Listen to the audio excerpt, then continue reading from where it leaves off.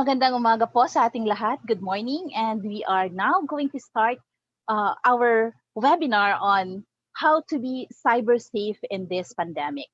So, nakita niyo po, this is being brought to you by the DICT Cybersecurity Bureau. And as makikita niyo po sa title natin, how to be cyber safe in this pandemic, we are going to be discussing mga practical ways. So it's the most basic cybersecurity that you will learn. How to be cyber safe or safe when you are online. This is actually our first, this is the online version of our cybersecurity awareness campaign. In our cybersecurity awareness campaign, we have gone to a lot of places already in the Philippines. Mula, sabi nga nila, mula Tuguegarao sa north hanggang sa nakapunta na rin kami sa Basilan at Tawi-Tawi para mag-spread ng mga awareness on cybersecurity or how to be safe online. So this is our first online version. Pagpasensyahan niyo na po if medyo hindi kung hindi pa, kung ngayon lang kami nakapaglabas, but we are preparing a series of webinars for you. So today, we are going to learn about the basics, mga practical ways, and then next week, we are preparing a digital parenting version of this webinar. So ini-invite po namin next week ang mga parents naman to join us para malaman po ninyo kung paano tayo magiging mga magulang sa ating mga anak. How to be good digital parents. And then after that, we are going to be presenting to you medyo technical na aspects ng cybersecurity. We are still going to have more as long as we are on ECQ. Okay, so our topic our first speaker for today is from the Cybersecurity Bureau. She is she is one of the people that we have who joins us going to different places nga sa iba't ibang lugar sa Pilipinas para sa mga awareness campaigns namin. Our first speaker is Miss Anjanette Clay Marie G. Reyes, or we call her Playa. You can also call her Playa. She is a graduate of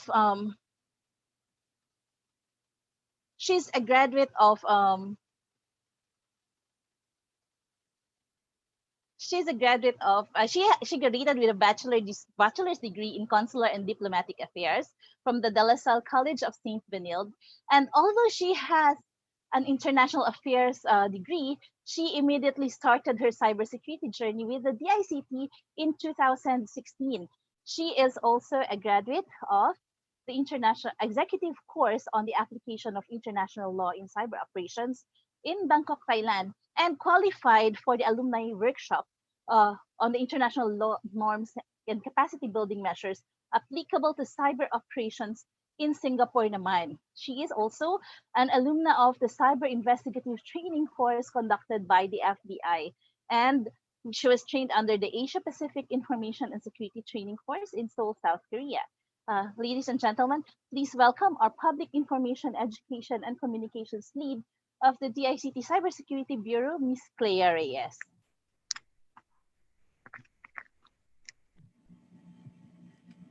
Thank you, Ms. Fleur, for introducing me.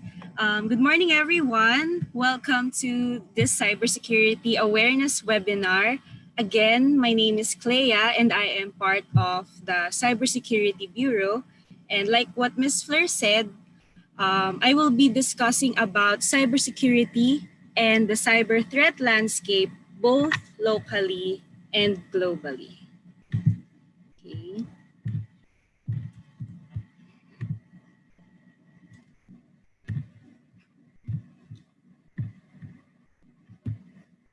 Okay, so here's my presentation. So this is our reality today. Even way before the COVID-19 pandemic ay very immersed at engaged na po tayo sa cyberspace. Noon pa man ay mayroon ng mga cyber-related cases.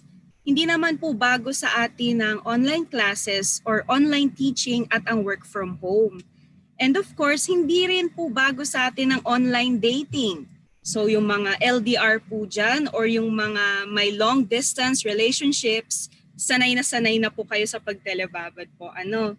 So when the pandemic arrived, our dependence to ICT or information and communications technology increased because of logistical limitations. Hindi na pwede basta-basta lumabas ng bahay at may mga strict curfews na po in place.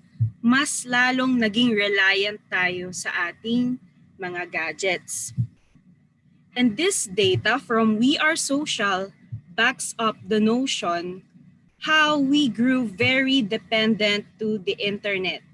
Pinapakita dito na people around the globe have been spending more time on their phones and other devices since the COVID-19.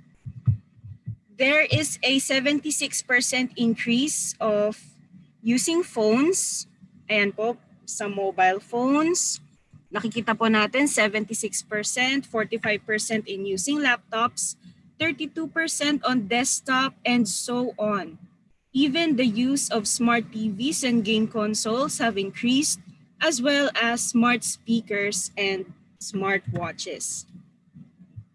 And this slide naman shows the significant changes in media habits of users. A large percentage goes to staying tuned to the news. 35% ang nakatutok at nag-aabang sa balita. 29% naman po spends time on streaming movies and series. Ayan po sa mga nagne-Netflix. Nasa percentage na yan ang mga nanonood ng Money Heist, Crash Landing on You at iba pang mga K-drama. Okay, next is ang paggamit ng messaging and teleconferencing applications for those working from home and keeping in touch with friends and loved ones. Then 23% spent on social media and 19% goes to watching television. Dito naman, we see here the social media usage by age group po. Highest users are those aged 16 to 24 at 58%, followed by 25 to 34-year-olds at 50%. And so on. Observe din po natin how users aged 45 to 64 have also increased their social media activities and engagement ng dahil sa COVID. So kumusta naman po ang ibang mga bansa? Now, this data presents social media use by each country. And since the Philippines has over 70 million internet users, and has been the top social media user since 2018, mas naging babad ang mga tao ngayon dahil sa pandemic with 64% increase social media usage. At ang global average increase is at 47%, with Japan having the lowest increase at 23%. Okay po. So dito makikita natin na while we spend time on our gadgets and on social media, mas malaki ang chance or probability na maging victim tayo. Okay, we must understand that we are all vulnerable to online threats. And the question is not if you are going to be a victim, but when are you going to be a victim? Okay, allow me to give you a picture on what is going on with the world in terms of cybersecurity. So data. Did you know po that data is now more valuable than oil and is the most expensive asset in the world? You may be familiar po about the Facebook Cambridge Analytica data scandal. Makikita sa documentary na yon how the public's data was used for major global political issues such as the 2016 US presidential election and the Brexit. So in those events po, it proves the value of data.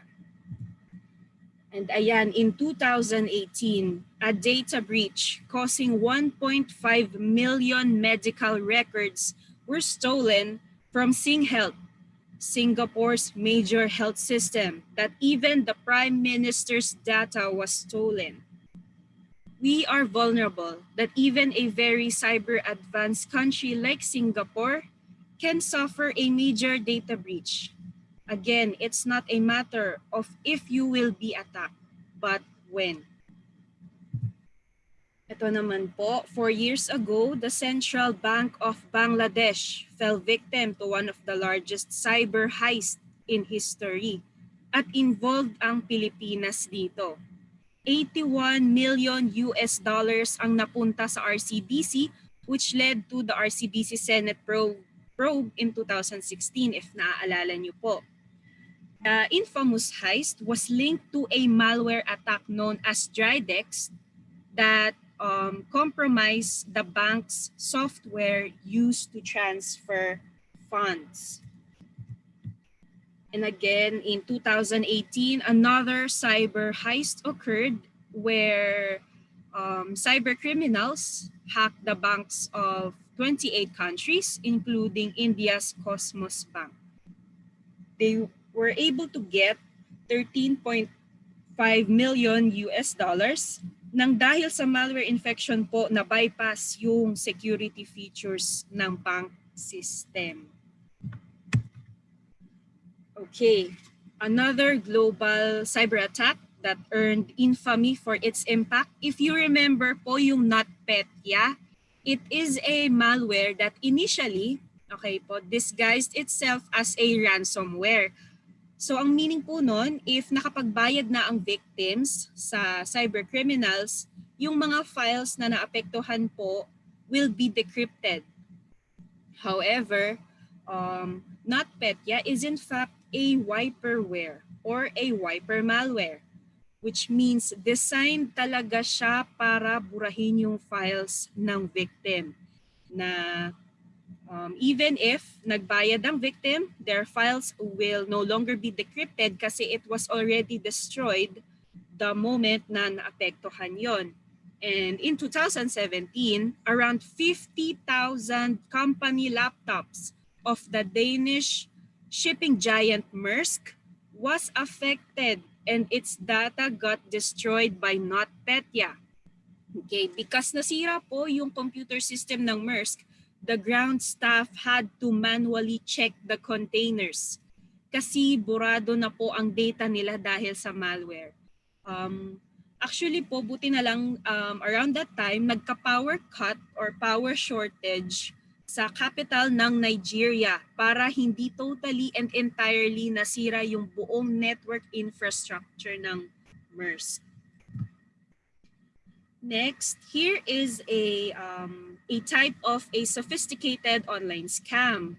Ang business email compromise or BEC ay kung saan ang cybercriminals ay nagtatarget ng mga specific companies who can do wire transfers at may mga suppliers abroad. As seen here, they first must identify a target para maging specific sila in terms of sending phishing emails and spoofing emails of specific high-level employees. Cyber criminals do heavy social engineering for steps 2 to 3 para makagather na sila ng sufficient data or information to successfully execute the scam. So dito, binabantayan at inaabang-abangan nila ang kahit na anong tiny mistake or detail for them to find exploits for their advantage. Okay, so eto naman po, excuse me. So this cyber threat is in the Philippine setting. Hindi po lahat ng cyber criminals ay habol ang kaperahan.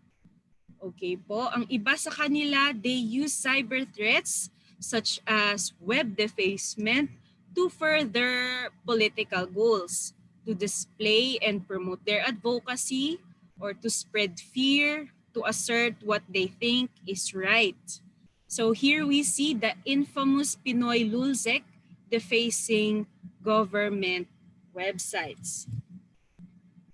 Ito naman po. Now, here is the most apparent and distressing cyber threat or cyber attack, social media hacking. Excuse me. This is where cyber criminals attempt to gain access to your personal social media account sa pamamagitan ng social engineering methods. Dapat po tayo as digital citizens or netizens, maging vigilant tayo sa mga links na pinipindot po natin. Hindi po porket uso ang isang trend ay makikibahagi na po tayo dito. Ano po ibig sabihin nun? Baka po familiar kayo sa mga apps na nagsasabi kung ano ang itsura mo pagtanda mo o kaya naman ano ang itsura mo after mo maligo. O kaya naman mga applications na nagsasabi na kamukha mo si Jericho Rosales o si Pia Wurtzbach. Huwag po tayo basta-basta mag-join sa mga bandwagon. Huwag tayo masyado magpaniwala sa mga nababasa po natin, lalo na kung may natatanggap ka na promo na nagsasabi na may free coupon for 2 large pizzas from Domino's. O kaya mayroon kang free Big Mac from McDo kapag nag-fill out ka ng online survey. Some attacks po are sophisticated, pero yung iba po, a simple click can compromise your account. Maganda rin po sana kung yung ibang bagay na di naman dapat ina-upload ay wag na rin po i-upload. Private or personal matters must remain private. I know po na it's your account. You have all the right to it. However, like what I've mentioned earlier, vulnerable po tayong lahat. Let's not do something that we will regret. So we must take all measures to be responsible digital citizens so that we can protect ourselves. And the first step in protecting yourself is to know ano ba yung kailangan mong pagprotektahan ng sarili mo. You should know what you are protecting yourself from. So we are protecting ourselves from cyber attacks. Cyber attack is defined as the deliberate exploitation of computer systems, technology-dependent enterprises, and networks. Cyber attacks use malicious codes that has disruptive consequences, which compromises data and lead to cybercrimes, such as information and identity theft.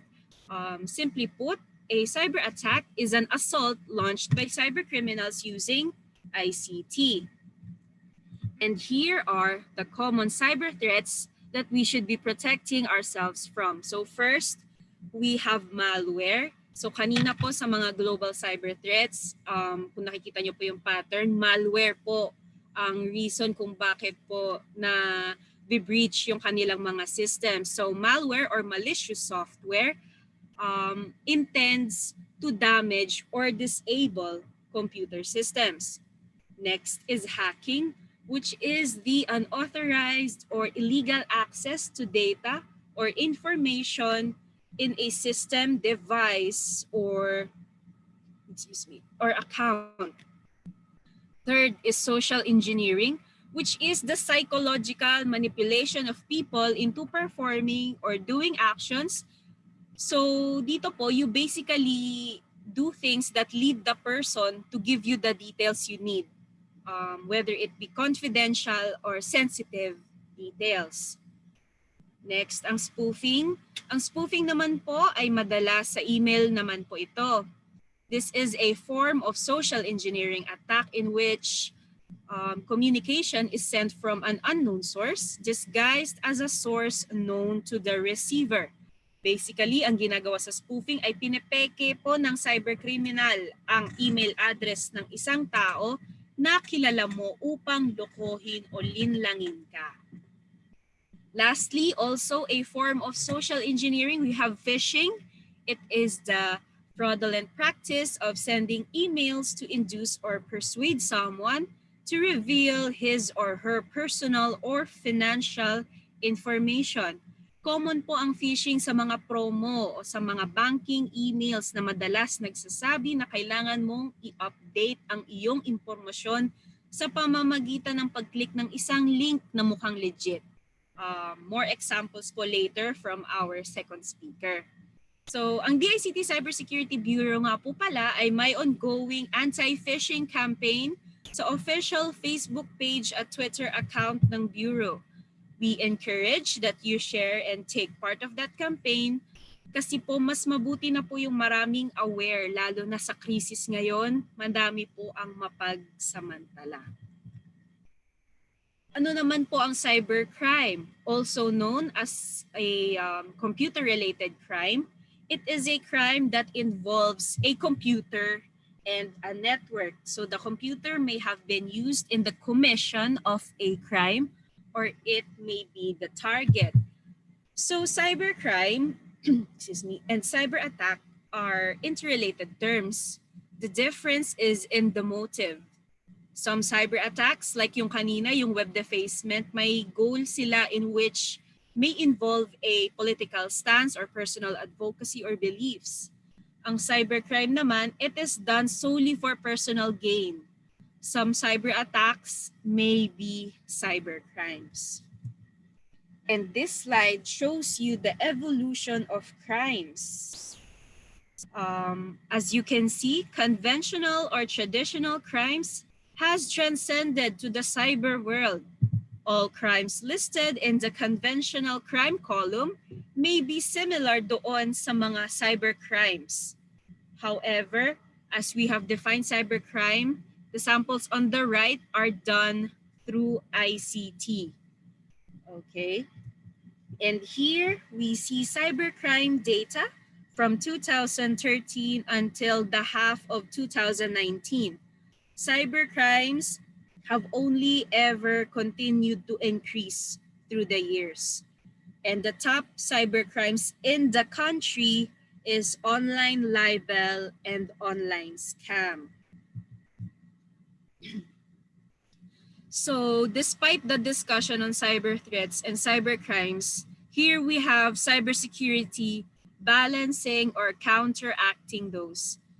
As defined by the International Telecommunication Union, cybersecurity is the collection of tools, policies, security concepts, security safeguards, guidelines, risk management approaches, actions, training, best practices, assurance, and technologies that can be used to protect the cyber environment and organization and users' asset. So cybersecurity basically is the state or processes of being protected against the cyber attacks or the techniques or measures taken to achieve this. We should know po that cyber attacks will only evolve, and that is why we are improving our country's cybersecurity posture. So in cybersecurity, it should be a whole of government approach. Cybersecurity po is not just for the tech savvy. It is everyone's concern. Sabi nga po dito, as the world is increasingly interconnected, everyone shares the responsibility of securing cyberspace. So everyone has the right to be cybersafe. So that ends my discussion. I hope I was able to give you an overview or a backgrounder on the cyber threat landscape and cybersecurity. Let us know what you think, or if you have any question, type it down the comment section in this video and we will have a question and answer portion later. Baka po kasi yung ibang questions naman po ninyo sa akin is nasa discussion ng ating next presenter. Okay. So, the next presenter, you already met her po earlier since she's the one who introduced me. So Ms. Fleur is the senior staff of the Critical Infrastructure Evaluation and Cybersecurity Standards Monitoring Division under the DICT Cybersecurity Bureau. Ms. Fleur graduated with a degree in English Studies, major in language from the University of the Philippines, Diliman, and is currently working on obtaining her master's degree in development communications from the UP Open University.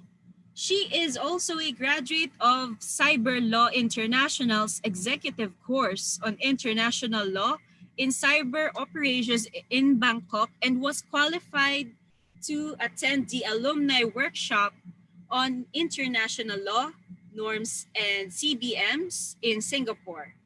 Ms. Fleur is also trained under the Federal Bureau of Investigation's Intermediate Cyber Investigative Training course, and she participated in the Cybersecurity Strategy Development Workshop by the Center of Civil Military Relations of the Naval Postgraduate School of Monterey, California. I am sure that you will learn a lot from her because I did. So everyone, your next speaker, my colleague and my very good friend, Miss Fleur Delise Einadua.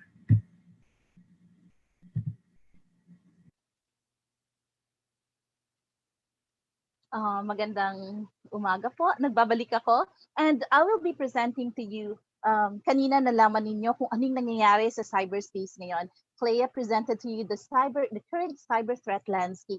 Now, I'm going to be presenting to you the practical ways to be safe in cyberspace and specifically in this pandemic during the ECQ. So let me share with you my slides.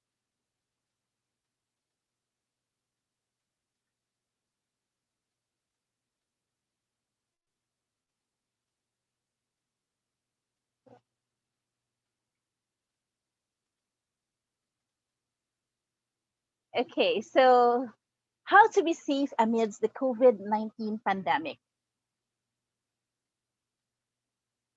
Sabi nga ni Clea kanina, it is not a matter of if we can be a victim, but it's a matter of when are we going to fall victim to cybercrime and cyber attacks. Tapos this time of pandemic, by staying home, you to protect yourself from COVID-19, diba? Lagi nating sinasabi, stay home, save lives. So we do that when we stay at home, we protect ourselves from COVID-19. But in cyberspace, staying online, you open yourself to another kind of danger.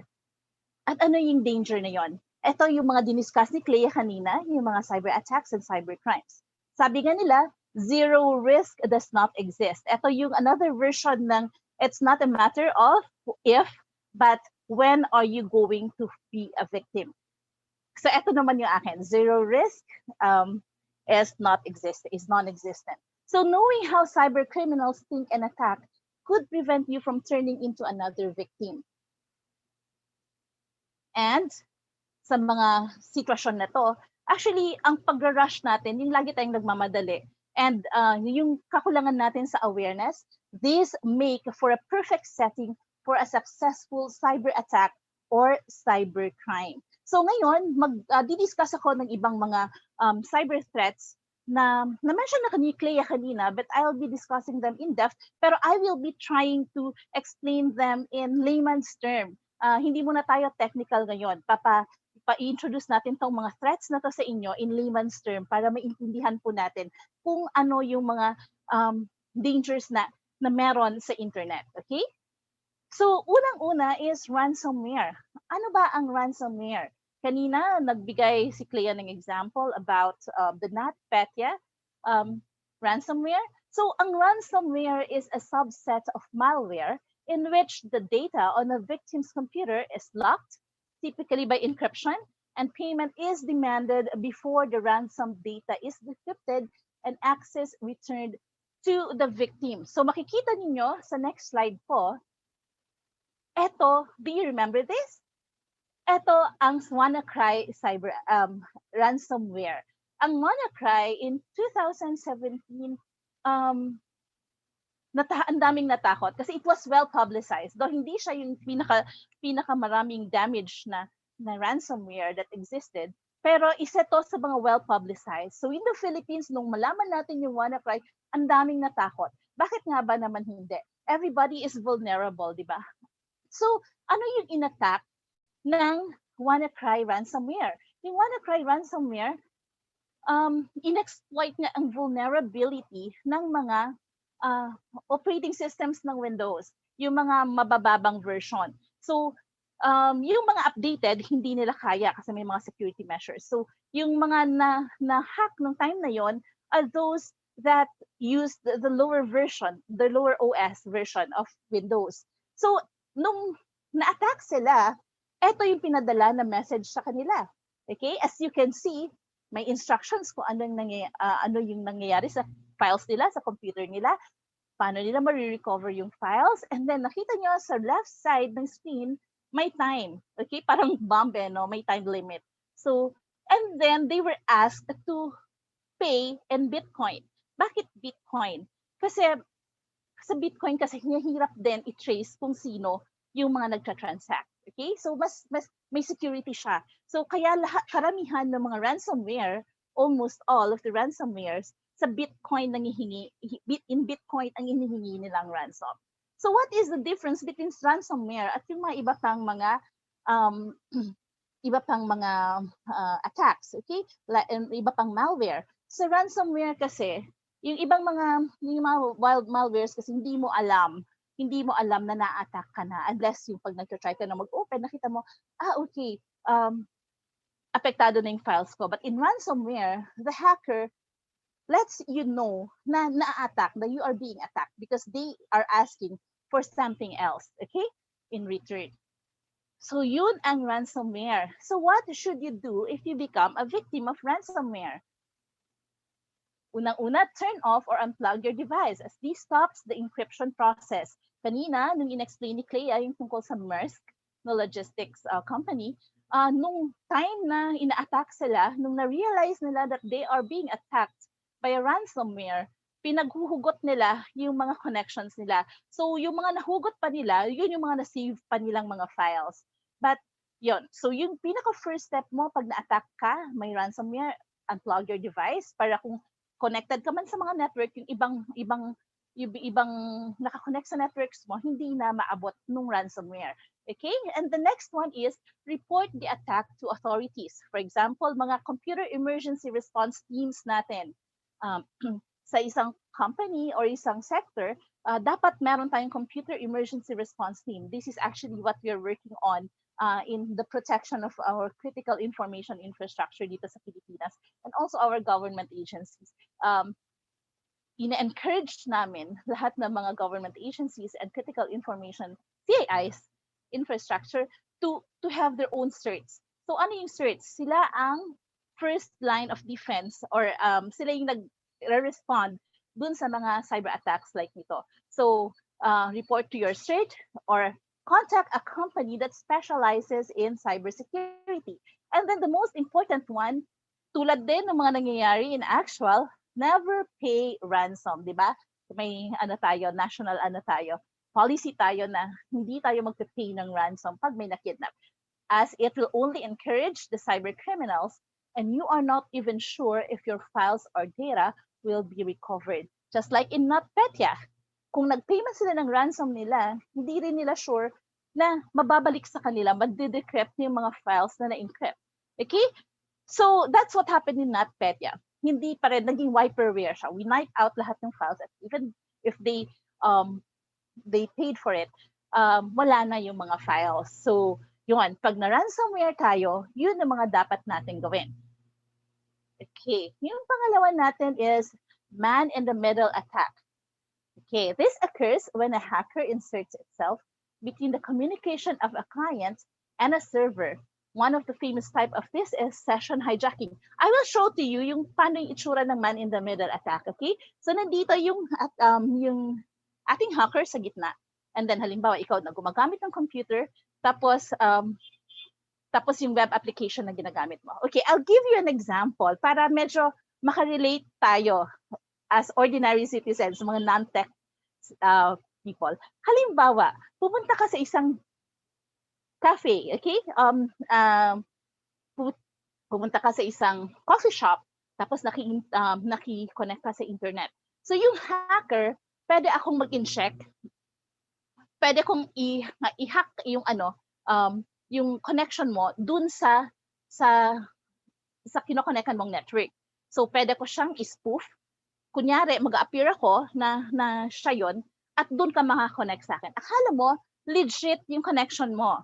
Yung pala, naka-connect ka na doon sa my hacker. So the hacker now would be able to see kung anong ginagawa mo unless you do secure browsing like yung use ng HTTPS. Pero yung mga ginagawa mo outside that website na ginagamit na secured, nakukuha niya yon, nakikita niya. So doon makikita mo, pag nagkamali ka, makukuha ang iyong mga password, makukuha ang iyong mga financial information na importante kasi ito yung mga things that na magkukos na ma-scam ka o manakawan ka. Okay? So, at ang pangatlo, eto, lagi namin, makulit kami dito sa passwords. So, ang pangatlo ay ang password attack. Paano nga ba yung password attack? Ito yung pangunguha ng passwords ninyo ng mga hackers. So, may three na sikat na ways na ginagamit ng mga hackers para makuha ang iyong mga passwords. Okay? This is aside sa yung social engineering na pagkuha nila ng password natin, na tinanong ka o nagkamali ka na naibigay mo yung password mo. These are yung ginagamitan ng technology. So meron yung brute force attack. It involves running through as many combinations of potential passwords as necessary to hit on the right one. Trial and error method siya, but may device na ginagamit dito. And then the dictionary attack. A dictionary of common passwords is used to attempt to gain access to users' computer and network. So karamihan yon yung mga dictionary words, meron na silang files niyan. So nira-run nila yon to get your password. And then yung pangatlo, I know a lot of you knows this, especially those who are using public computers, yung keylogging.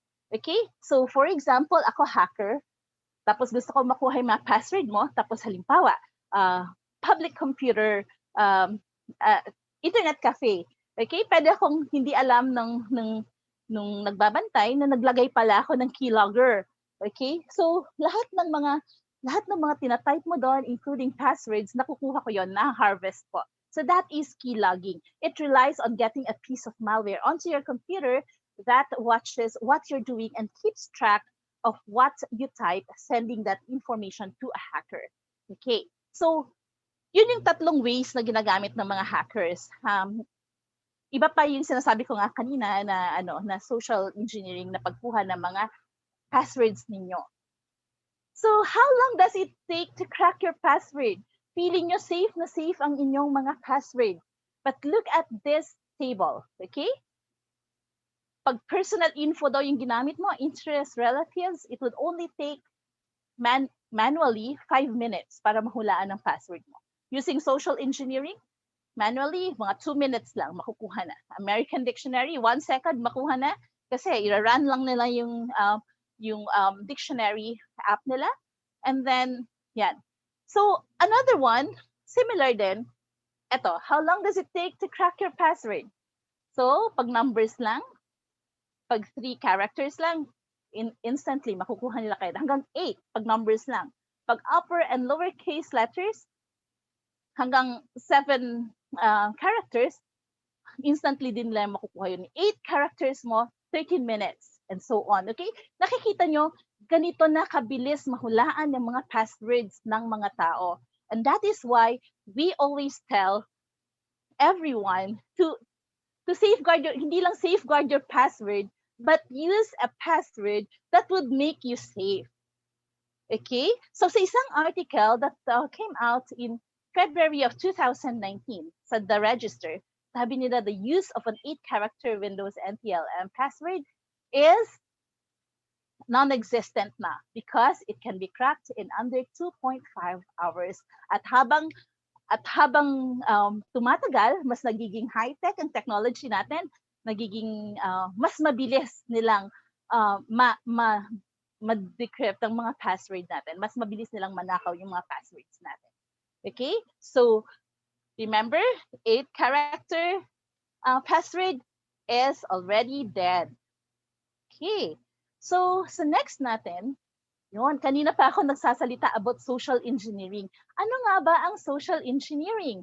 Ang social engineering ay ang paggamit ng deception or psychology to manipulate individuals into divulging confidential or personal information that may be used for fraudulent purposes. Ano nga ba yung mga social engineering na mga example?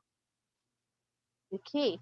So, social engineering example, marami to. Ito yung ginagamit ng mga scammers. For example, may nagtitinda sa'yo ng face mask, tapos bumili ka.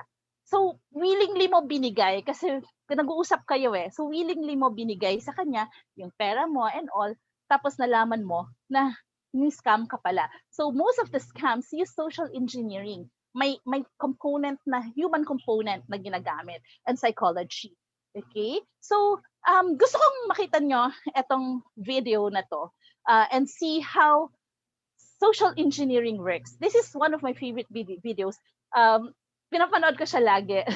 Hindi, parang nakaka-amaze kasi kung paano tayo kadali, kung gaano kadali tayong maloko, kung gaano kadaling makuha yung information, personal information natin ng mga hackers. And I know, baka yung iba sa inyo, especially those who have attended one of our awareness campaigns, napanood nyo na to, and this is it.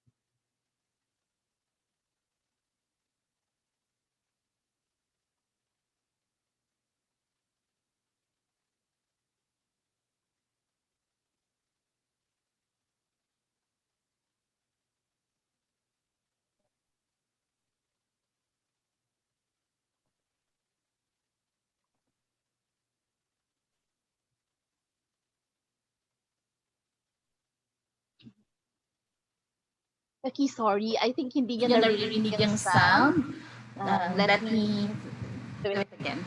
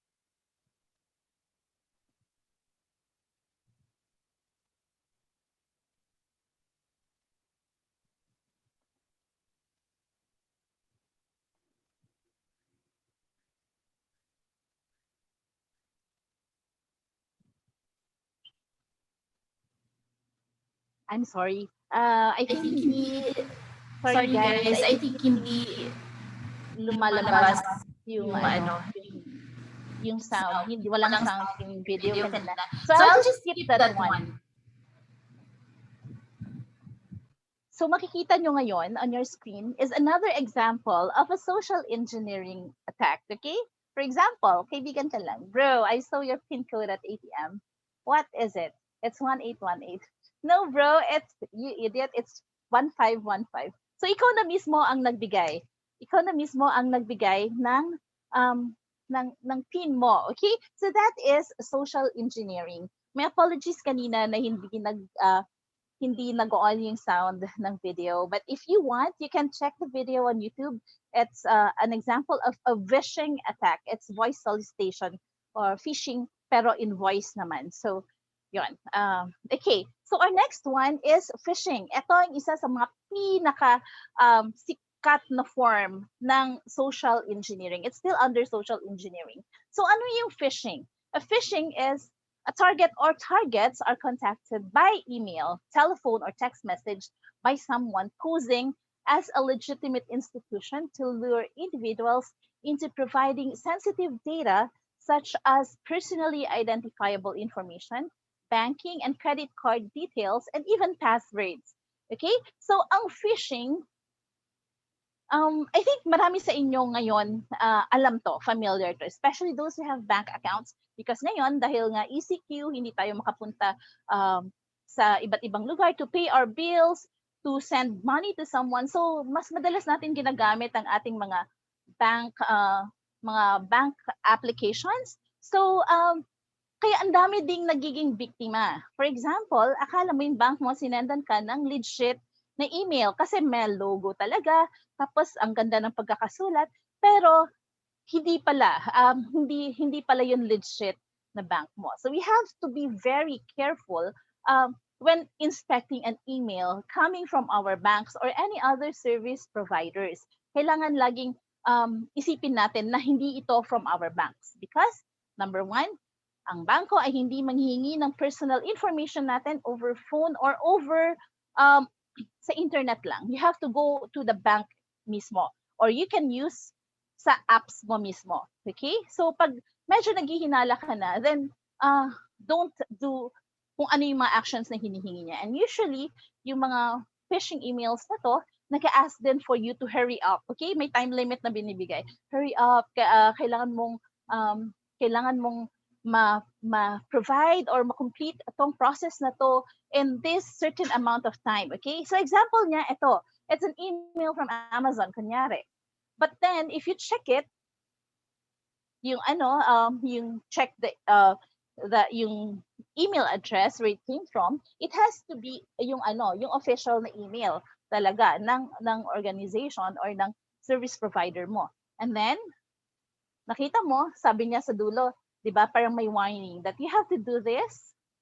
You have to do this para makuha mo kaagad yung reward. So may time limit, nirarush ka. Kasi ikaw naman, 'di ba, sabi ko nung umpisa, pag nirarush ka ng tao, pag you're in a rush, hindi ka nakakapag-isip ng maayos.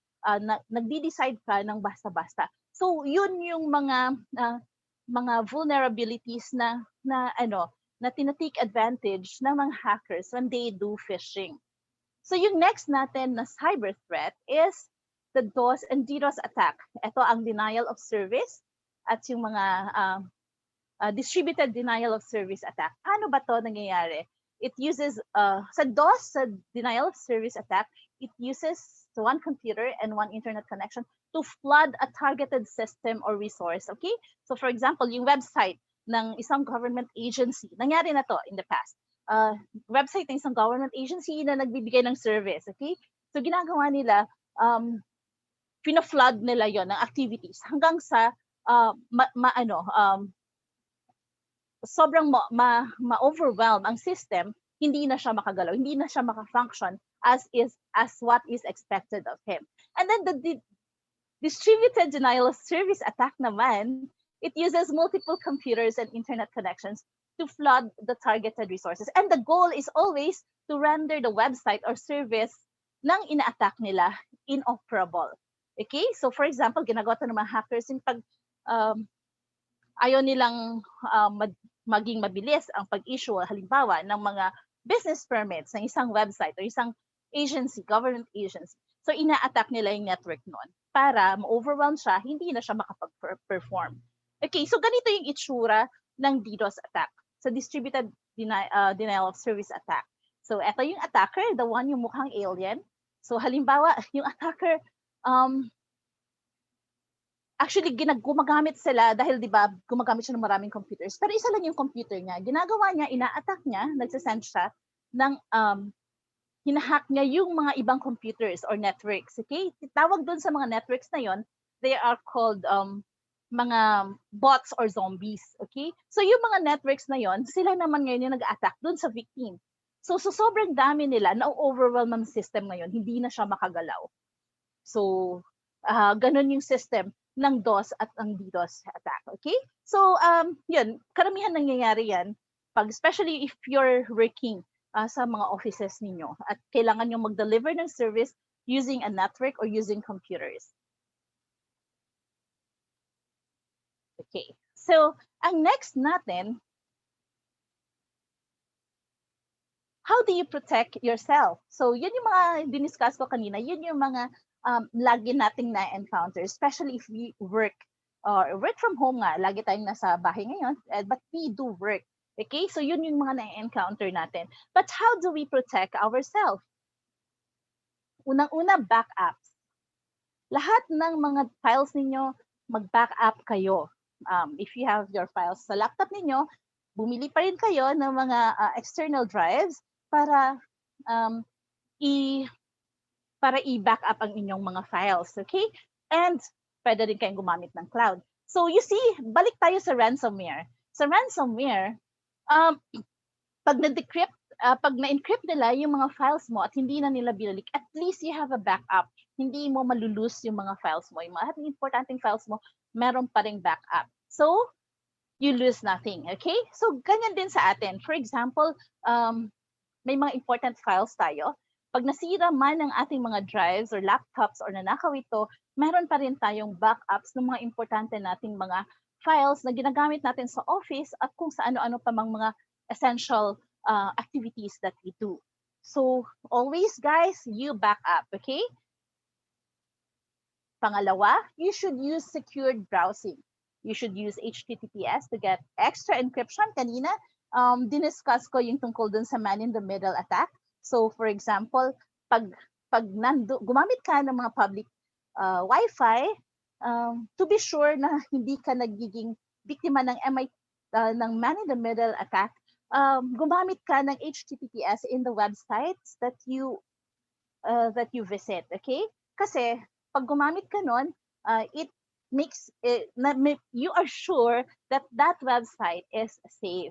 And then the next one is use private browsing or the incognito mode, especially if you are using laptops, computers ng ibang tao or sa mga public computer stations. Okay. And pangatlo, use VPN. Naalala ko. Kasi karamihan sa atin, I think, karamihan sa atin alam sa VPN yung, uso to kasi ngayon yung kumukuha tayo ng internet sa ibang bansa. But yung use VPN dito, minimin namin, if you are handling sensitive data at kailangan mong i-transfer, for example, sa server ninyo or sa data center ninyo or sa office ninyo, it's advisable that you use VPN para nagkakaroon siya, na encrypted siya, hindi siya basta-basta ma-i-intercept ng mga hackers. So you see, if you see the illustration there, ganyan yung nangyayari. So pag mag-use ka ng VPN, hindi na siya dumadaan dun sa hacker, diretso na siya sa where you are supposed to send the information. Okay, pang-apat, very basic, kahit nun pa, nung mga umpisa ng computers, kailangan natin ng antivirus. At hindi lang antivirus, updated antivirus. So, every time, if you have an antivirus, i-update mo yan ng i-update. Kasi pag nag-update siya, nai-include dyan yung mga virus na kagagawa lang. So, use antivirus. Mag-invest na po tayo sa mga antivirus natin, especially if you are doing sensitive jobs and we are handling sensitive data. And then the next one is firewalls. Use firewalls. Okay, sorry. Use firewalls para hindi tayo yung mga website na may dalang mga malwares, hindi tayo mahawanan.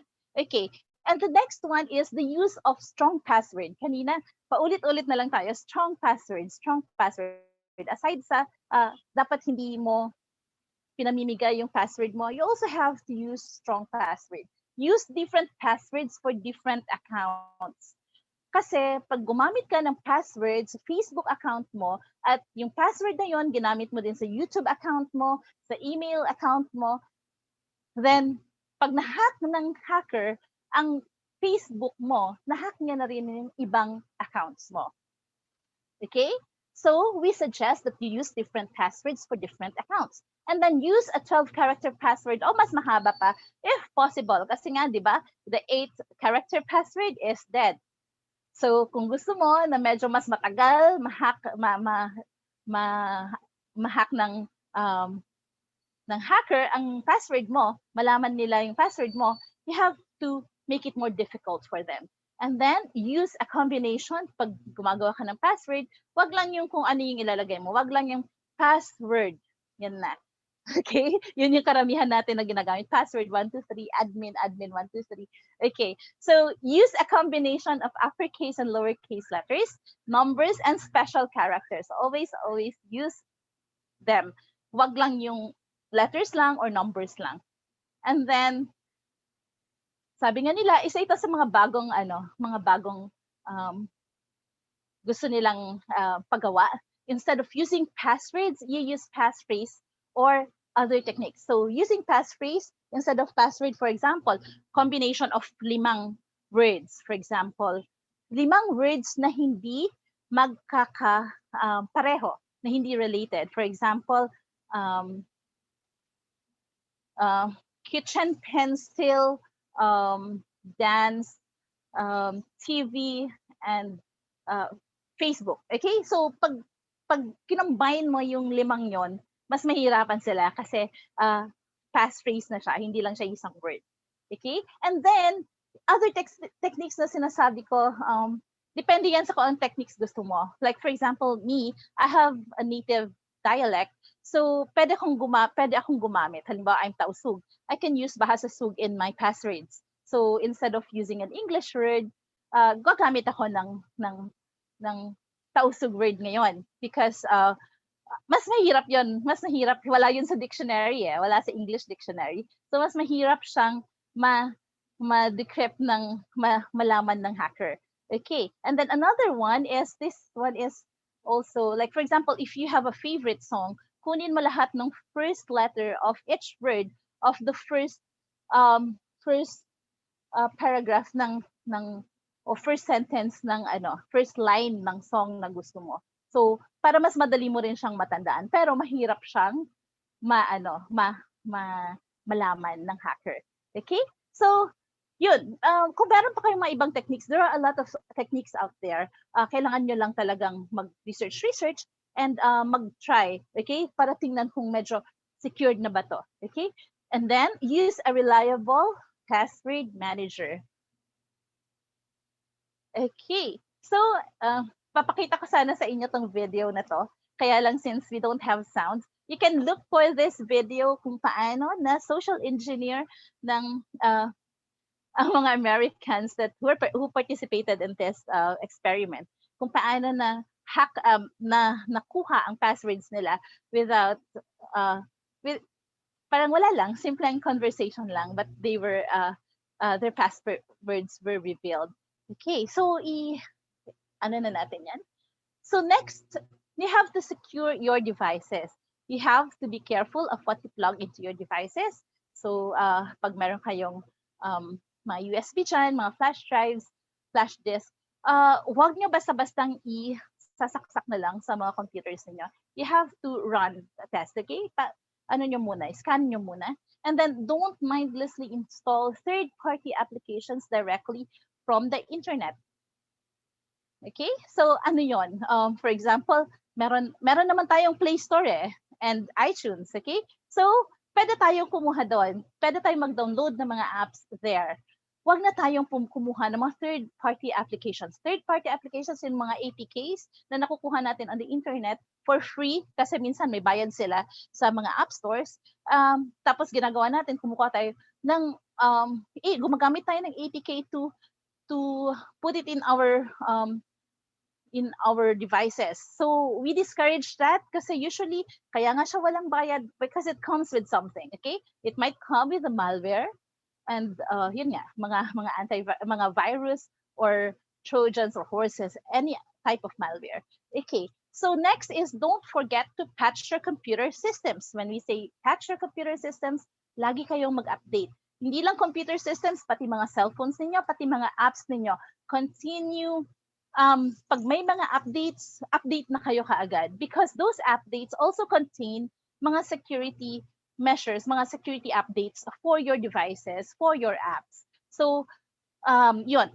You remember in WannaCry, yung vulnerability ng mga old OS ng Windows, yun yung dun sila nakapasok. Okay? So, yung sagot lang talaga doon is you patch your operating system. You update your apps, your mga OS ninyo, mga apps ninyo, para maging safe kayo.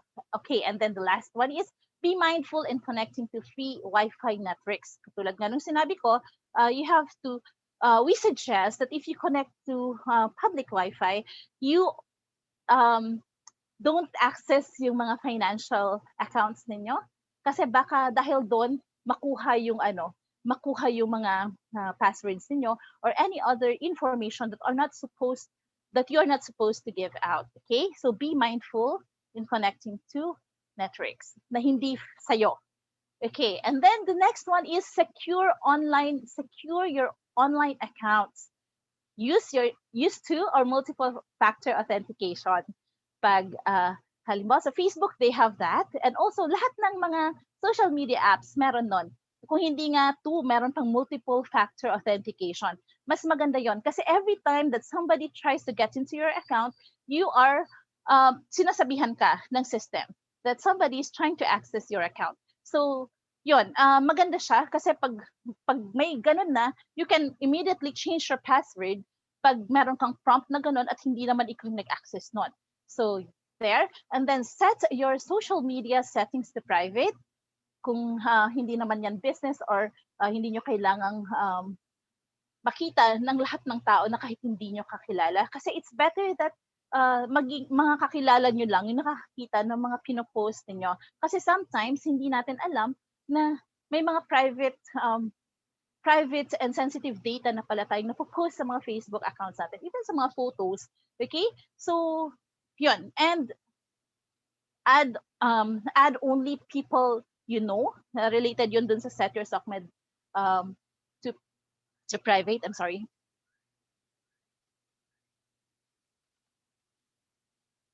Para alam nyo kung sino lang yung may access dun sa mga pinopost ninyo online. Okay, this one is do not do ATMs. Alam nyo ATMs at the moment or reveal your current location online. Kasi baka yung isa sa mga nagpo-follow sa'yo, nakita na ATM, wala siya sa bahay ngayon. Puntahan yung bahay ninyo at magnakaw, okay? Nangyayari yan. Even during ECQ, you still have to be very careful kasi yun pala, naglagay ka ng ATM kung nasaan ka, so alam na nila na nandoon ka at walang tao tong bahay mo, pwede nilang looban. Okay? So, be mindful of things like that. And then avoid using third-party apps and social media. Kanina, third-party yung mga mag-install ng mga ng APK. Ngayon, using third-party apps sa social media mismo. So, ano yung example nito? Naalala nyo yung sa kinenta ni Playa kanina, yung isang third-party provider ng Facebook na yung mga na-harvest nilang accounts, hindi nila in-erase nung natapos yung contract nila, and then they use this information to their advantage. Okay? So, ano ang example ng mga third-party apps? Ang example ng mga third-party apps ay sino ang kamukha mong artista. Siyempre, interesado ka, kamukha ko kaya si Liza Soberano, kamukha ko kaya si Jericho Rosales. So, nagki-click ka. Pag nag-click ka kasi, di ba, meron, you allow this app to use your information or get your information, mga ganun-ganun. So, nakukuha nila may information mo that are in your social media accounts. Okay? So, as much as possible, bawas-bawasan natin yung maging curious kung sino yung kamukha natin, kung hanggang kung kailan ka yayaman, kung ano ang nasa future mo. Okay? So, yun. And then, do not open message or attachments from unknown sources. Kung hindi mo kilala yung nagpadala sa'yo, medyo magtaka ka na doon. Okay? So, wag mo basta-basta i-click. Always log out of your accounts. This is necessary. Kasi, paano pag hindi mo na-log out o na-misplace mo yung phone mo or yung laptop mo, pag nag-open sila ng account mo, diretso sa account mo mismo. So, ang hirap. Na-access na kagad yung account mo. And then, know the security features of your apps. So, ito ay, ang example ko dito, yung mga bank applications niyo. So, sa bank applications niyo, may mga features yan. Like, for example, pwede mong i-off yung paggamit sa e-commerce. E-commerce is yung sa mga online shopping ng card mo. So, pwede mong i-off yon para hindi magamit ng ibang tao. Pag halimbawa may nakakuha ng mga number mo, account number mo, and passwords mo, at least hindi nila magagamit yon. So, meron din doon mga features like you do not allow your account to be used on internationally, okay? Mga international purchases or sa ibang bansa. So, yon. Know the security features of your apps and gawin ninyo. Don't be lax on using security features kasi ito yung magpro-protect sa inyo to fall victim sa mga cyber criminals. Okay, so number 9, privacy and decency. Always lagi niyong pahalagahan yung privacy ninyo. Karamihan ng mga reports na na-receive namin, na fino-forward namin sa PNP or NBI, are mga na-hack yung account nila, tapos yun pala sa mga messenger nila, nagsasend sila sa boyfriend nila, for example, or asawa nila, ng mga sensitive photos. Mga photos na yung mga mga scandals, mga ganun. I mean, yung mga inappropriate photos na between mag-asawa lang.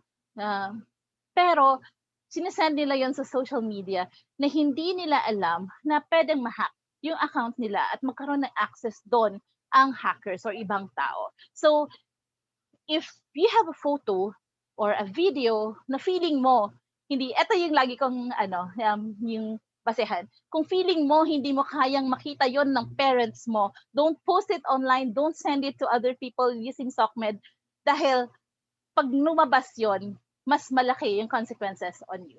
Okay? So you always have to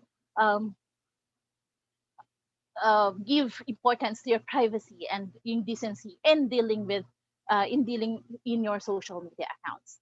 Okay, so number 10, awareness and an attitude of distrust. Sabi ko kanina, dun sa umpisa ng slides ko, the lack of awareness and pag-rushing of things, ito yung nagbibigay ng perfect setting for cyber criminals to attack you, para ikaw ay maging biktima. So ito, awareness.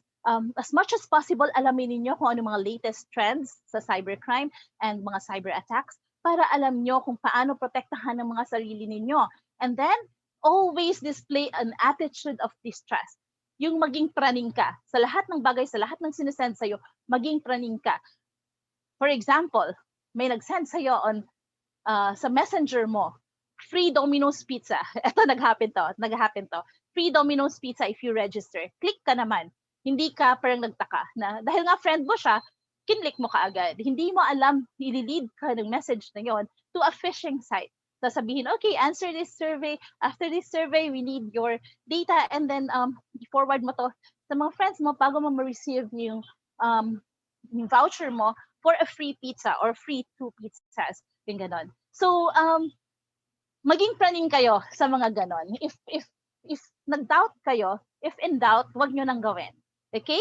So, always have an awareness of what is happening on the internet and always display an attitude of distrust or maging praning kayo sa mga nangyayari sa paligid niyo while online. Number 11, report and ask help from authorities. Okay? Mamaya sa last slide ko, papakita ko sa inyo, i-display ko kung saan kayo pwedeng humingi ng tulong if you have fallen victim to any cybercrime or mga cyber attacks. So, okay. So, Yun yung mga regular, everyday things na nag-happen, regular threats that we encounter online. Pero during the ECQ, during this pandemic, minomonitor namin. Our team has been constantly monitoring the internet. And sa pagmamonitor namin, ito ang nakita naming top 5 cyber threats while we are on ECQ. Phishing, diba? Phishing. So, ang example dito, meron kaming nakausap. Ang example dito is may nag-send sa'yo, yung sa kanya yung phishing email niya from BDO eh. Tapos, nag-click siya, tapos pagdating niya doon, hindi yung, syempre pinag-login siya, syempre yung website na yun, hindi niya check kung yun yung legit na website ng BDO. Hindi niya alam na phishing site na yun. So, syempre, yung lahat ng ini-input niya, yung username, yung password, nakukuha yun ng hacker. And then, yun pala, ina-access na ng hacker sa kabilang side ang kanyang online account. And then, meron doon na you will receive an OTP, ganyan-ganyan, and i-input daw yung OTP. So, na-receive niya yung OTP, yung one-time PIN, in-input niya yung one-time PIN, nung matapos na yung transaction, pagtingin niya na account niya, wala nang laman. Okay? So, ang bilis ng pagnakaw nila ng mga hackers sa mga bank accounts niyo. So be careful of phishing attacks, okay? So sa DICT Cybersecurity, if you check our Facebook page, meron kaming Fish No More campaign.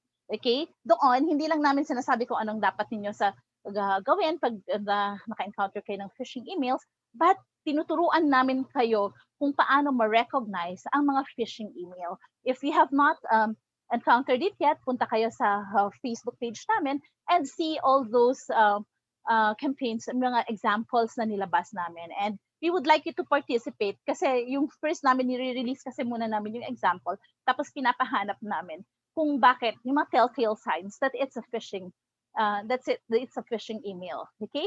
So, please do. Meron pa kami, I think we have released mga 4 na cases. We have 10 cases na naka-prepare. So, keep on checking our Facebook page po for that. So, ano ang gagawin natin pag may phishing attack? Check the sender of the email. It should be from an official email of your bank or your service providers. And then, check the link. Check if the link is the official website of your bank or service provider by hovering your mouse over it. Yung sa link, i-hover nyo lang yung mouse nyo. Makikita nyo doon yung kung saan website nyo kayo dadalhin. So if you're in doubt, you have to type na lang. Always, pag halimbawa sinabi niya na go to our website, i-type mo na, instead of clicking the link, i-type mo na lang sa browser mo ang website nila. And then check the grammar or the way the email is treated. Kasi usually yung ibang hacker, hindi yan maganda yung grammar, yung pagkakasulat, or masyadong parang hindi professional yung dating ng email. But now, nagle-level up din yung mga hackers natin. Perfect na rin yung mga grammar nila, yung ginagamit nila sa mga phishing emails nila. So, pero i-check nyo pa rin. I-check nyo. It has to be professional since halimbawa, yung mga bangko, these are organizations, professional organizations. So they have to be very professional then in the way that they deliver their emails. Okay, and the next one is, pag meron siyang call to action or parang nirarush ka niya to do or parang binibigyan ka ng ultimatum to click the site and to provide your information, then that is already a phishing email. Syempre, halimbawa, yung example ko kanina, Domino's Pizza, you have to fill out ito hanggang ganitong oras lang, kasi kung hindi mo na makukuha yung freebie mo. So usually may mga ganun siyang element. And then your bank will never ask for your personal information through email or through a website. So never ever reveal your personal information through an email or through a website. Okay?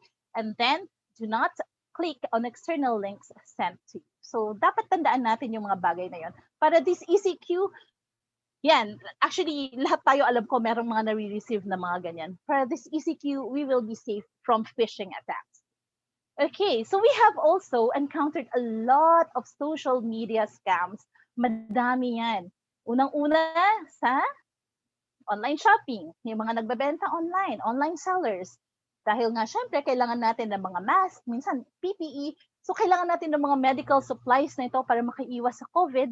Naghahanap tayo ng mga suppliers niyan. So, be very careful in transacting, okay? Kasi marami kaming mga reports na nakuha na ito talaga, almost every day, may reports kami nito. Mga nagre-report sa amin na na-scam sila kasi nakapagbayad na sila tapos hindi na nila nag-deactivate na yung account nung pinagbilhan nila. So, yun, ganun yung mga scams, recurring yon, iba-iba. Minsan, iba-iba yung binebenta, iba-iba yung mga ginamit. Pero usually, yung mga ginagamit nilang mga, kung saan, yung mga payment, usually ginagamit nila yung GCash, where there, yung wala nang verification of identity. So, usually, if you really want to be safe, it's either pa-COD mo or use yung mga bank accounts, okay? Mga bank transfers na lang. Kasi at least meron silang record mismo dun sa bank. Merong identity na kalakip yung pinagsasendan mo ng payment mo. Okay, so meron ding mga scams. Another example of the social media scams, yung mga nag-a-apply, nagbebenta ng mga IATF IDs. Okay, magbabayad lang kayo ng certain amount, bibigyan kayo ng mga siguro mga gawang rekta ng mga ID, IATF, tapos para daw you can move freely while on ECQ. So yan, marami nang nahuli. May mga nahuli na ang ating mga kapulisan sa mga scams na yan. And then, yung iba naman na scams na nakita namin, yung gumagamit ng mga artista. Kasi maraming mga artista ngayon who are soliciting mga donations for mga frontliners, of feeding off those who do not have enough, mga street people. So, yung iba, ginagawa nila, kunyari, nang gumagawa ng account, kunyari sila yung official account ng mga artistang to, tapos kinukuha lang nila, kinocopy-paste nila yung mga message ng mga artista, pinapalitan lang nila yung payment details. Yung mga payment details, for example, GCash niya na pala. So pag nagsasend ka, napupunta sa kanya, not dun sa artista who is intended to receive it. And then another scam na nakita namin na recurring din ay yung paggamit ng mga yung paawa effect. Tapos minsan gumagamit ng photos ng ibang mga bata, halimbawa na may sakit, nakikita nila online, kinukuha nila, ginagamit nila para magpaawa sa ibang tao to get donations. Okay? So yun yung mga social media scams that are circulating online now. So kaya tandaan nyo yung mga sinabi ko kanina when you deal with people in social media. Laging mag-isip muna. Laging mag-isip muna before kayo magbigay ng pera, especially if it involves money. So okay, video and teleconferencing apps hacking. I think familiar kayo lahat dito when Mayor Vico was doing an interview. Tapos biglang may lumabas na naked guy sa video niya. So that's part of yung video teleconferencing hack, mga hacking na nangyayari. Tapos another, somebody I know, sumama siya sa isang meeting, pagpasok niya sa meeting, pagkalabas niya ng meeting na yon sa isang teleconferencing app, ang dami niyang mga files na nawala. So ngayon, hirap na hirap siyang kunin yung mga files na yon. So, maraming hacking na nangyayari sa teleconferencing apps. Kasi nga, dahil work from home tayo, lahat ng mga meetings natin na dati ginagawa natin face-to-face, we now do it using Zoom, Meet, kung iba-iba pang apps, na meeting apps, okay? So ano ba yung dapat natin gawin? Hindi naman pwedeng hindi ka na gumamit para lang maging safe ka. Because you really need to do it to be able to do your work. Okay, so yung unang-una, this is what, ito yung nilabas namin sa cert PH. Set up your meeting as private and don't share or announce your meeting ID number on social media or other messaging platforms. Keep nyo yung secret lang. Okay? And then secure your meetings with passwords or meeting codes for participants. And make sure that the host is notified when people join, and carefully and periodically dapat chine-check ng host ang list ng mga participants. Dapat kung sino lang talaga, dapat yung mga nasa meeting na yon, yun lang talaga ang napapasok dun sa meeting na yon. Carefully control screen sharing and recording, and then keep your camera and mic turned off unless you are actually speaking. Be aware of everything that is within the view of your camera. For example, yung nakikita nyo sa background ko, sometimes kasi, pag nandyan kasama pala yung hacker, nakikita niya kung ano yung mga nasa paligid mo, which baka magbigay sa kanya ng idea kung paano kaya attack, kung paano ka maging biktima. Okay? And then, carefully control screen sharing and recording. Okay. Be aware of everything that is within the view of your camera, and then install free browser extensions that block tracking activities of applications, and then install firewall softwares from trusted firewall security companies.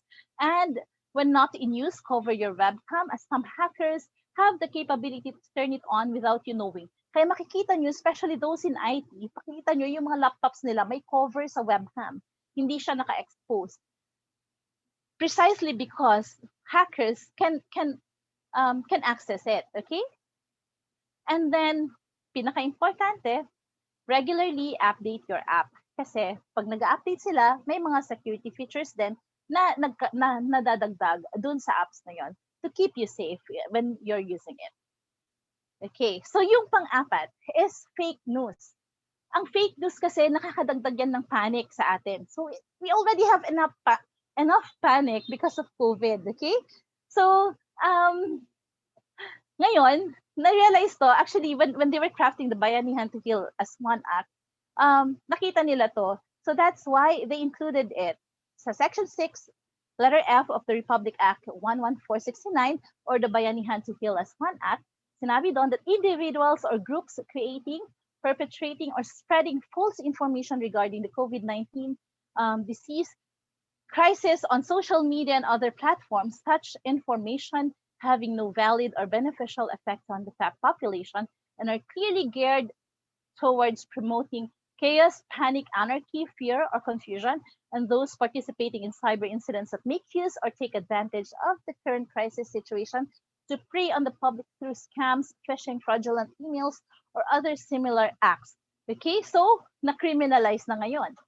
Pwede kang kasuhan. Hindi lang kung ikaw yung gumawa ng fake news, pati kung ikaw yung taga-share ng fake news, okay? So, be very careful. Ngayon din, marami nang nata-track down na mga nag-post ng fake news. Before, at the start of the ECQ, ang dami-dami naming na monitor na fake news. Ang dami yan, bawat araw. Hindi talaga nawawala. Kaya yung mga tao, sobrang panic na. Panic mode always. Pero, nung mga lately, nung may mga nahuhuli na, siguro natatakot na rin yung mga tao. So, pabawas ng pabawas ang fake news. So, what do we do? Paano natin malalaman kung isang article or isang post ay isang fake news? Check if the publisher or the writer are credible. Tingnan nyo kung sining nagsulat. Kung if it's an article, tingnan nyo kung sining writer. Tingnan nyo if it's a credible. Kung may credibility ba siya sa pag-write. Okay? And check yung mga previews na sinulat niya. And then cross-check with other sources. For example, nakita nyo na this is the cure for COVID-19. Tapos nilagay doon kung ano yon. Check with other sources. Nandyan si Mr. Google. Use him. Okay? Lagi ang nandyan. Hindi yan mawawala. So, gamitin niya si Google. Check kung yung ibang news agencies ba ay kina-carry din yung article na yon. And then check the quality and the timeliness of the article or the post. So, quality, for example, akala mo legit siya na article from this news site. Pero nakita mo ang pangit ng grammar, ang pangit ng pagkakagawa. And then, pag chinek mo, yung timeliness naman, this one, mga last week, we've seen a lot of people posting yung may Philippines bracing daw for an incoming typhoon, super typhoon. So yung mga tao, nagpapanik na nga sa COVID, nagpapanik pa dahil may typhoon na sobrang lakas. But when you check the article mismo or yung mga videos, they were published mga 2017 pa, 2018. So, fake news na po yung tawag doon pag pinublish mo siya sa ibang time, pinapalabas mo na na current siya na news. Okay? And then, check if the headline matches the content. Alam niyo yung mga clickbaits, yung mga headline na eye-catching talaga. Tapos pag binasa mo yung loob niya, hindi naman related. Okay? So, check nyo. Wag lang yung headline, tapos feeling nyo, alam nyo na kung anong laman nun. Okay? So, karamihan sa atin ganun eh. Ini-skim lang natin yung mga nababasa natin. We don't really check what's the content. And we discourage that. If you see a headline, check the content. Tingnan nyo kung magkapareho siya. Kasi minsan, exage lang talaga yung headline. O minsan, hindi pa talaga siya nagmamatch with the content. And then, check the sources mentioned. For example, sinight niya na si WHO daw sinabi na ganito, na 8 hours na sinabi ni WHO na makukuha mo na rin sa air ang virus. Okay? So go to WHO, check kung tama nga yung nabasa mong headline o nabasa mong news o nabasa mong post. And then, yung pinaka-importante sa lahat, pag hindi mo talaga malaman kung fake news siya, ask the help of the professionals. We have the Fact Check Philippines. Meron din, pwede nyo rin yan isend sa amin para for fact-checking. Okay? Mas okay na alam natin na yung sinishare natin ay legit at hindi fake news. It keeps us safe na sa kaso ng fake news. And at the same time, mas maganda na hindi tayo nag-cause ng panic sa ibang tao. Okay, and the last one is the online exploitation of children. Maraming mga nangyayari online ngayon na ang biktima ay mga children, ay yung mga minors natin. Okay, unang-una, sa TikTok merong invisible challenge. Okay, sa invisible challenge na yon, they were even asked to strip down. So yung mga ano sa ganyan, madaling makuha sa mga ganyan, yung mga teenagers natin, yung mga bata-bata pa.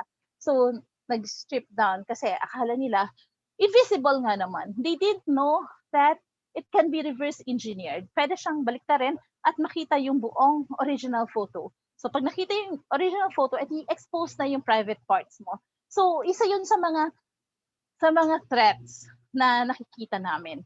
And then another one, dahil nga nasa ECQ tayo, bored lahat ng tao, wala kang magawa sa bahay. So maraming nagsusulputan ngayon on the internet ng mga groups.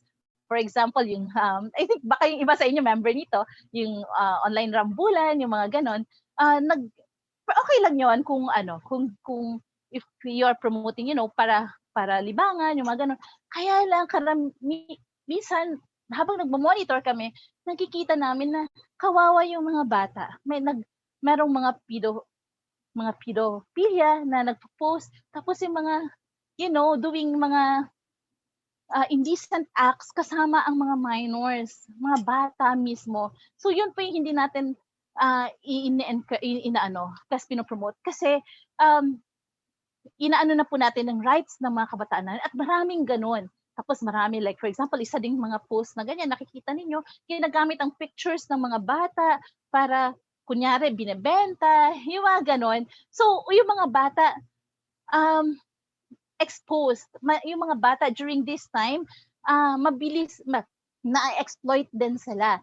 And this is why we are very concerned about it. So, ano yung mga pwede natin gawin? I-monitor ninyo yung mga activities, online activities ng inyong mga anak.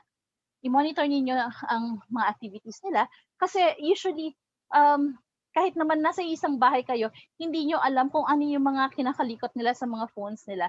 Wag naman yung i-stalk nyo yung mga anak niyo o yung lahat ng galaw ng anak niyo, patingin din ng ganyan. Pero minsan, maging curious din kayo. Tingnan ninyo kung ano na nga ba yung ginagawa niya. So, para makita nyo kung anong mga challenges yung ginagawa niya sa mga online applications niya and things like that. Or baka hindi nyo alam, may ka-chat na pala siya at kina-catfish na siya. Nagpapanggap na bata din, na teenager din, yung ka-chat niya, ganyan-ganyan. Tapos maya-maya ina-ask na yung mga bata to send sensitive photos. So, yun, medyo mangialam tayo. Not too much, pero basta i-monitor ninyo kahit paano ang mga online activities ng mga anak ninyo. And then educate your children or even students, sa mga teachers na nanonood ngayon, on their rights, mga rights nila as children. And yun. And then the last one is report the link or the account of the post that you see na nag-exploit ng children to authorities. Isa dyan po sa amin, pwede nyo i-report sa Facebook page namin, especially if it's about yung kung yung mga posts ay nakita nyo sa Facebook.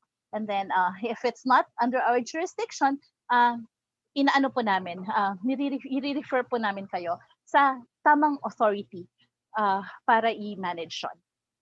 Okay, so sabi natin, lahat ng to, puro dangers yung pinag-uusapan natin. Pero ano ba, aside sa yung mga precautionary measures na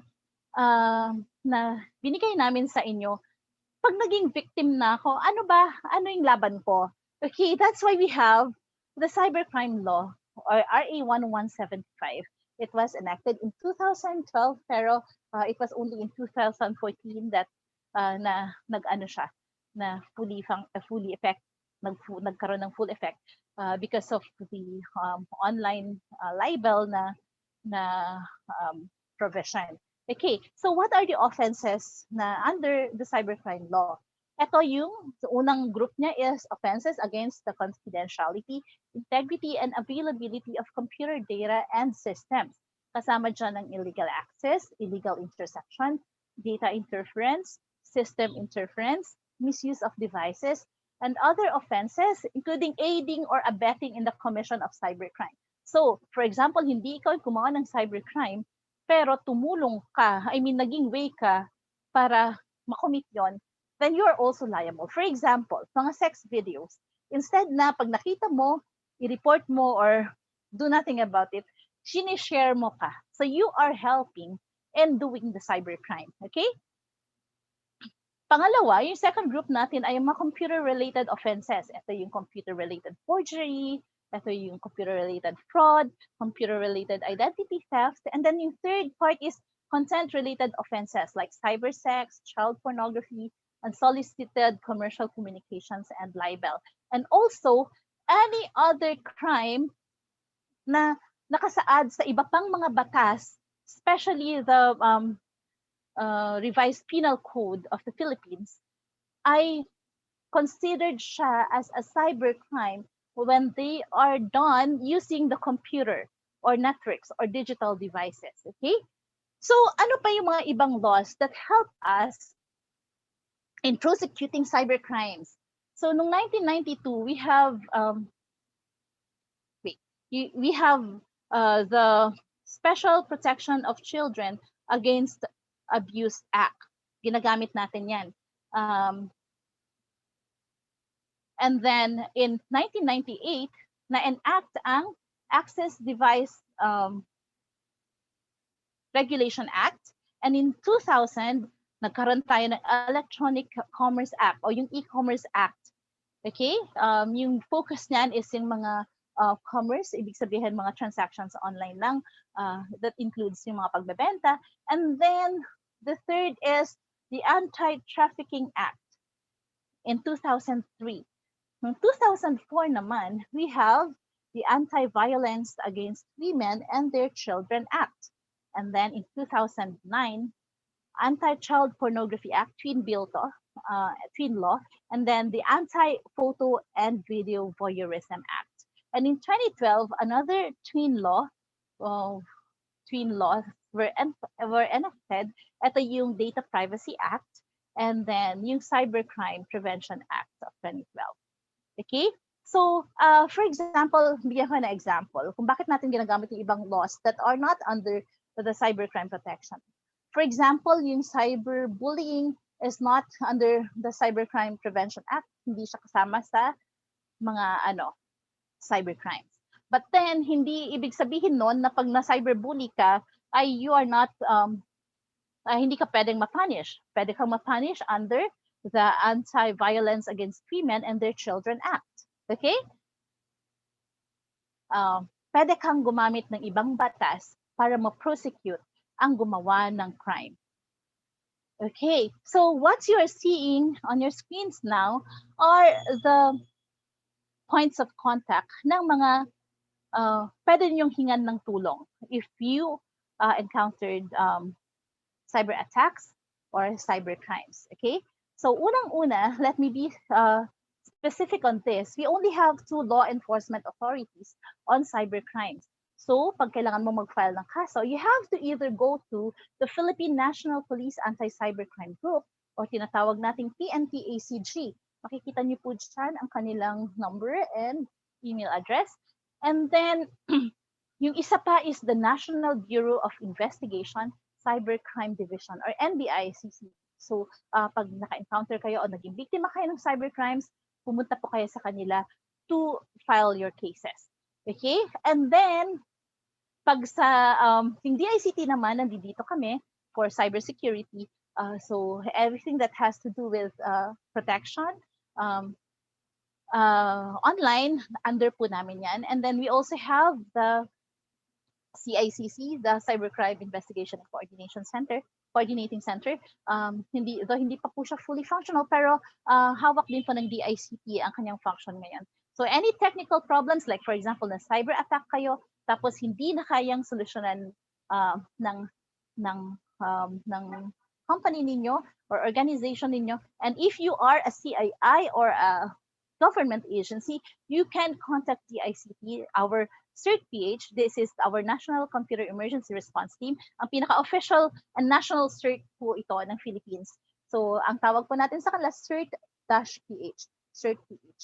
So, you have to contact CERT-PH para po matulungan kayo technically sa inyong mga problema.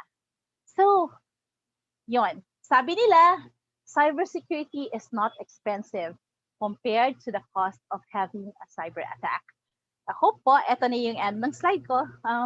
I hope that you have learned a lot from mga practical tips that we have shared with you today. And yun nga po, marami pa kaming mga naka-line up na mga webinars.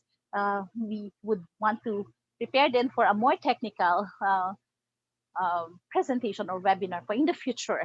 So, okay. So, ngayon po, balik tayo sa ating screen. We will be looking at our YouTube channel para po sa mga questions ninyo. So, yung mga questions po na hindi masyadong related sa mga present namin today, we hope na i-reserve natin po sila for sa mga susunod nating mga webinars. And then, para sa questions po ninyo about certificates, a lot of you are asking about the certificates. Yung first 1,000 that commented dun sa first post namin, sinendan po namin kayo ng email sa link ng registration. If we have not sent you an email with the link, if you commented ng Monday or Tuesday, bigyan niyo po kami ng screenshot ng inyong comment na may timestamp para malaman po para masendan namin kayo ng link. And at the same time, yung mga nanonood po ngayon, I hope mag-comment po kayo para ma-check po namin doon kung nandun po talaga kayo, kung nag-attend talaga kayo ng webinars para po sa distribution ng certificates. Okay, let's start. Yes, may nakita kong comment na kahit nabura na sa phone, pwede pa rin ma-recover using a software app. Yes po. Yes.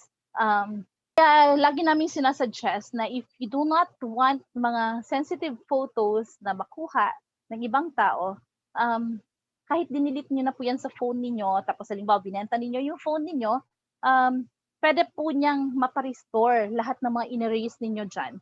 Makikita nila. Kaya usually karamihan ng mga sex scandals, yung mga scandals na lumalabas, ganun po yung nangyayari. Napunta sa iba yung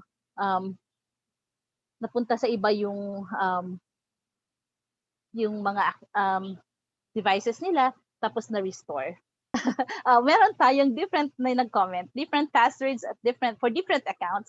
Ang resulta daw, nalimot mo na. So that's why we recommend the use of password managers po. Is two-way authentication safe? Yes, it is.